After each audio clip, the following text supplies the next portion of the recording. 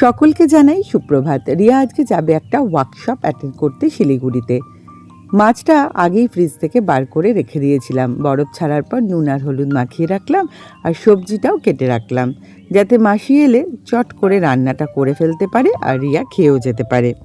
মাছগুলো ভেজে নিলাম। দেখো, এগুলো হচ্ছে ভেটকি মাছ, আর সাথে ছিল অনেকগুলো ভেটকি মাছের ডিম। কিন্তু যার জন্য এত আয়োজন সে বলল আমি কিছুই খাবো না, ভাত, ঘি, আলু সেদ্ধ আর মাছ ভাজা খাবো। ব্যাস মেখে দিলাম ভাতটা, বললাম খেয়ে নে, বললো যে না আমি খাবো না, তুমি খাইয়ে দাও। হাত পকেটে ঢুকিয়ে বসে রইল, আমি খাইয়ে দিলাম।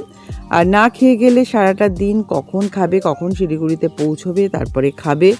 তো খেয়ে গেলে আমারও শান্তি, ওরও শান্তি।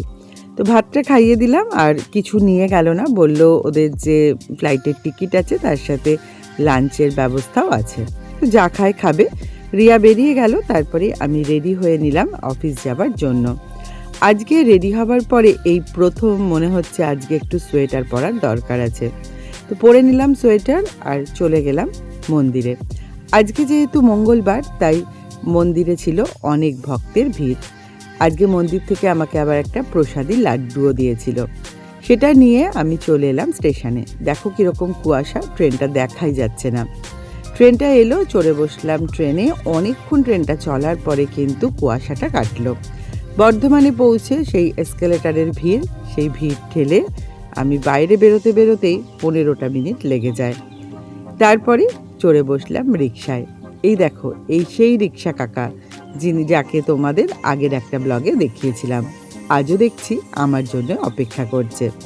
বলছে আমাকে দেখেই, বেটি আমি তোর জন্যই দাঁড়িয়ে আছি। চড়ে বসলাম কাকার রিকশায়, কাকা আমাকে পৌঁছেও দিল অফিসে। খুব ভালো মানুষ, একটু আলাপ করলাম, জিজ্ঞেস করলাম কোথায় বাড়ি, বলল শক্তিগড়ে। এরপর ব্যস্ত হয়ে গেলাম নিজের কাজকর্ম নিয়ে। আজকে অনেক স্টুডেন্ট এসেছিল, এক একজনের এক এক রকম সমস্যা। সেই সব সমস্যা মেটাতে মেটাতেই অনেকটাই বেলা হয়ে গেল। এদিকে প্রচণ্ড জোরে খিদে পেয়েছে, এবার না খেলে আর হবে না। আজকে এনেছিলাম আমার খুব প্রিয় খাবার, বেগুন পোড়া, রুটি, শসা, আর সাথে এনেছিলাম 2 রকম ফল। একটা হচ্ছে কমলা লেবু, আর একটা ছিল পেয়ারা। তো পেয়ারাটা আমি ট্রেনে খাবো বলে রেখে দিলাম, আর কমলা লেবুটা এখন খেয়ে নিলাম। এরপর ভাবছিলাম যে কি কাজ করলাম আর কি আবার রেখে গেলাম যেটা কালকে করতে হবে, সেই সব ভাবনা চিন্তা করতে করতেই সময় হয়ে গেল এবং বেরিয়ে পড়লাম বাড়ির উদ্দেশ্যে। এখন বাজে 5টা, কীরকম অন্ধকার হয়ে গেছে দেখো। অনেকক্ষণ দাঁড়ানোর পরে, অনেকগুলো টোটো ছাড়ার পরে একটা টোটো পেলাম। চলো চলে এলাম স্টেশনে, আজ বাড়ি যাই।